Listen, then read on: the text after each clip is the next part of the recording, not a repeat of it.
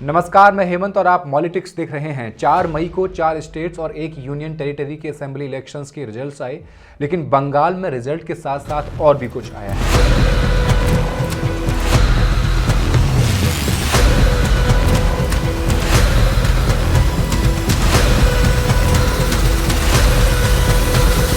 बंगाल में भाजपा की ऐतिहासिक जीत हुई है। इस जीत का किसी को न तो अंदाजा था, न किसी ने कभी सोचा था कि बीजेपी बंगाल इतने बड़े मार्जिन से जीत सकती है। 207 सीट भाजपा ने जीती हैं, टीएमसी 80 पर आकर सिमट गई, लेकिन 5 मई को ममता बनर्जी का बयान आया कि वो इस्तीफा नहीं देंगी। अब ऐसी स्थिति में बंगाल के गवर्नर को ममता को बर्खास्त करके वहां प्रेसिडेंट रूल लगाने का अधिकार है, कॉन्स्टिट्यूशन उनको यह अधिकार देता है। लेकिन ममता के आरोप क्या क्या हैं वो सुन लेना भी जरूरी है। वोटिंग खत्म होने के बाद ममता बनर्जी ने मीडिया के सामने आरोप लगाए थे कि उन्हें पीटा गया, उन्हें लात मारी गई और बंगाल में कम से कम 100 सीटों पर फ्रॉड किया गया है, उन्हें बेईमानी से हराया गया है। फिलहाल चुनाव आयोग की वेबसाइट पर फैसला हो चुका है और देखते हैं बंगाल के भाजपा समर्थकों को जो चाहिए था वो मिला या नहीं मिला है। हम जिस जगह पे आए हैं यह है बस्तीन बाजार का वो मंदिर जहाँ पे कोर्ट के द्वारा परमिशन मिलने के बाद भी नहीं खोला गया था। बोला गया था कि यहाँ पे खून की नदियाँ बहेगी। आज बीजेपी सरकार आने के बाद और ये मंदिर आज खुल चुका है। युवा कह रहा है कि मोदी से धर्म चाहिए था, सो हमें मिल गया है। देश के यूथ के दिमाग में बहुत भीतर धर्म और मंदिर की इस अटूट चाहत को इंजेक्ट करने के लिए 100 साल का समय लगा, लेकिन आखिरकार सफलता हासिल हो गई। यूथ को ना नौकरी चाहिए है, ना एजुकेशन और ना ही अच्छी हेल्थ सर्विसेज। स्कूल चलने नहीं देंगे यहाँ पर हमारे एरिया में। स्कूल नहीं चलने देंगे। अगर चलेगा तो एक भी टीचर यहाँ दिखना चाहे, जिस दिन इस स्कूल का कोई भी टीचर दिखेगा साले को रोड पर धक्का करके मारेंगे, बिल्कुल मारेंगे। धमकी नहीं है, साथ साथ चेतावनी हमारी। इसे चाहिए तो सिर्फ हाथ में झंडा और जुबान पे एक ही नारा,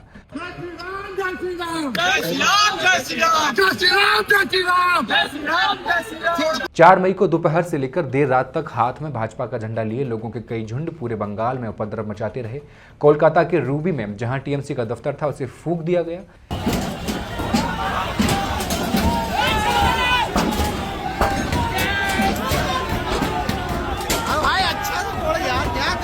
एक और वीडियो काफी वायरल हो रहा है। बताया जा रहा है चुनाव से पहले एक शख्स ने, जिसका नाम सूफियान है, उसने किसी यूट्यूबर से कह दिया था कि अगर भाजपा जीत जाती है तो वो बिना कपड़ों में नंगा घूमेगा।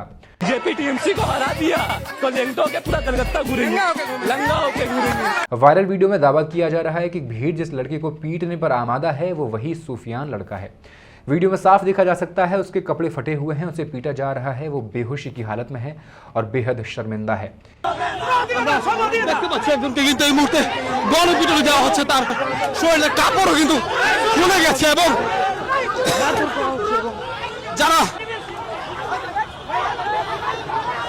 इस वीडियो में 2 तरह की भीड़ थी, एक वो जो अपराध कर रही थी, दूसरी वो जो अपराध होते हुए देख रही थी।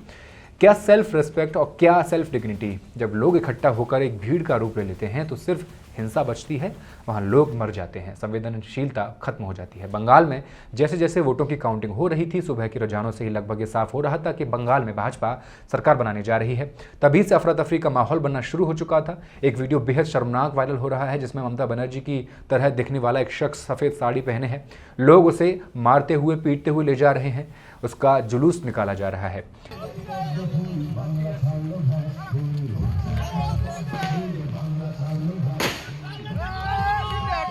बंगाल का अपना एक खूनी इतिहास है। तोड़ फोड़, आगजनी और मारपीट यहाँ अगर न हो तो इलेक्शन अधूरा मालूम पड़ता है।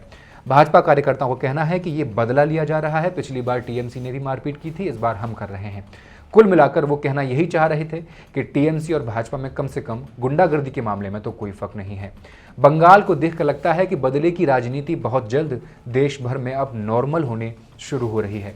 कार्यकर्ताओं का जश्न मनाने का तरीका अगर हिंसक होने लगेगा तो लोकतंत्र में बची हुई थोड़ी बहुत आस्था भी पॉलिटिकल नारों और वादों के बीच रौंद दी जाएगी, झंडों के तले रौंद दी जाएगी। बंगाल चुनाव के वक्त एक वॉर जोन की तरह भी लग रहा था। 2 लाख से ज्यादा जवान यहाँ तैनात किए गए थे, लेकिन इन्हीं जवानों के सामने 2 लोग वोटर को पीटते हुए वीडियो में भी दिखाई दे रहे हैं। स्क्रोल में छपी खबर के मुताबिक पीटने वाले दोनों भाजपा के नेता हैं। वीडियो 29 अप्रैल का था, जब दूसरे चरण की वोटिंग चल रही थी। सेंट्रल फोर्सेस के जवान सब कुछ देख रहे थे, कोई उसे रोकने की कोशिश नहीं कर रहा था। पीटने वालों में एक का नाम मनाश दे है। चश्मा लगाए एक शख्स नीली टी शर्ट वाले आदमी को जमकर पीट रहा है, मार रहा है। दूसरी तरफ नोआपाड़ा से टीएमसी उम्मीदवार त्रिनांकुर भट्टाचार्य ने बताया कि वीडियो में पीटे जा रहे एक शख्स का नाम संजय दास है, जो स्थानीय टीएमसी काउंसलर सुप्रिया दास का पति है। वीडियो के आखिरी हिस्से में सुप्रिया अपने पति को बचाने की कोशिश कर रही हैं, जबकि एक आदमी डंडा लेकर उन पर हमला कर रहा है। उन्होंने कहा कि सेंट्रल फोर्सेस ने जानबूझकर कोई एक्शन नहीं लिया, क्योंकि उनके ऊपर से हाई लेवल के इंस्ट्रक्शंस ऑलरेडी आ चुके थे। अब सबसे बड़ा सवाल है, बंगाल में टीएमसी की हार कैसे हुई है। कई बड़े विश्लेषक ये कहते हैं कि 2021 के बंगाल के चुनाव में भाजपा को 77 सीटें मिली थी मात्र, वो भी तब जब नरेंद्र मोदी की लहर सबसे ताकतवर थी, वो भी तब जब भाजपा को लोकसभा में 300 से ज्यादा सीटें मिली थी। तो इस बार ऐसा क्या हुआ? टीएमसी की इतनी बड़ी हार की वजह बताते हुए योगेंद्र यादव कुछ आंकड़ों की तरफ इशारा करते हैं, और वो एसआईआर के आंकड़े हैं। चुनाव 5 स्टेट्स में हुए, लेकिन बंगाल सबसे अलग था। बंगाल को अलग बनाया गया बंगाल के एसआईआर के द्वारा। ऐसा एसआईआर जो भारत के इतिहास में पहले कभी नहीं हुआ, कहीं नहीं हुआ, वो बंगाल में हुआ। तकरीबन 90 लाख वोट काट दिए गए और एक नई कैटेगरी बनाई गई, लॉजिकल डिस्क्रिपेंसी, जिसके तहत 27 लाख वोटर्स से वोट डालने का अधिकार ले लिया गया। 27 लाख वोटर्स का मतलब था 4.3% वोटर्स, और रिजल्ट्स को देखें आप तो भाजपा को ओवरऑल तकरीबन 5% वोट से जीत मिली है।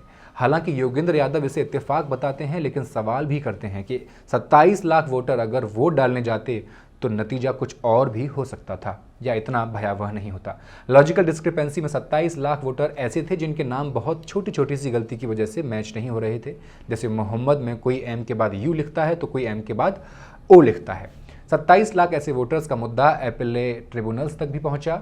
सुप्रीम कोर्ट में इसकी सुनवाई भी हुई और कोर्ट ने कहा कि इन वोटर को ट्राइब्यूनल के प्रोसेस को फॉलो करते हुए वापस वोट देने का अधिकार दे दिया जाए, लेकिन वोट डालने की तारीख नज़दीक थी और ट्राइब्यूनल का प्रोसेस काफ़ी लंबा, बहुत धीमा था। नतीजा यह हुआ कि 1% वोट ही केवल ऐसे थे जो वोट डालने के अधिकार को प्राप्त कर पाए। हालांकि एक जज ने एक वाजिब सा सवाल भी उठाया कि अगर किसी कंस्टिट्यूंसी में जीत का मार्जिन वहां काटे गए वोट से कम रहा तो क्या होगा? तो क्या होगा ये नहीं बताया गया।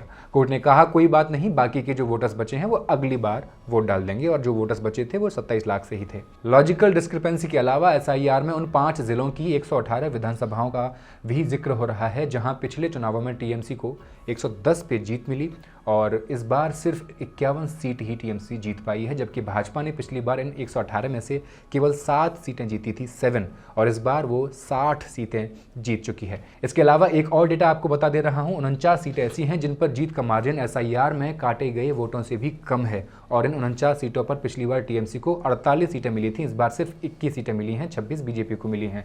इन्हीं सारे आरोपों के साथ ममता बनर्जी और टीएमसी के कार्यकर्ता चुनाव आयोग पर लगातार सवाल खड़े कर रहे हैं। बंगाल के चुनाव के बाद अब बात करें तमिलनाडु की, तो यहाँ विजय थलापति की नई पार्टी टीवीके ने जो किया है वो भाजपा के बंगाल के चमत्कार से कई गुना ज़्यादा बड़ा है। इसका पूरा श्रेय तमिलनाडु की जनता को जाना चाहिए, लेकिन श्रेय लेते हुए नजर आए Prashant Kishor.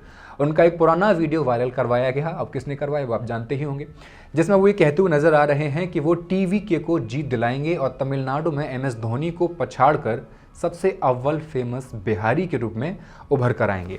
If I help TVK win next year, who would be more popular in Tamil Nadu? My fellow Bihari MS Dhoni, who makes win Chennai Super King every time. Tamil Nadu में टीवी के सबसे बड़ी पार्टी बनकर उभरी, जिसे 108 सीटें मिली, डीएमके को 59 और एडीएमके को 47। बाकी असम में भी भाजपा को जीत मिली है, भाजपा को 81 और कांग्रेस को 19 सीटें मिली हैं।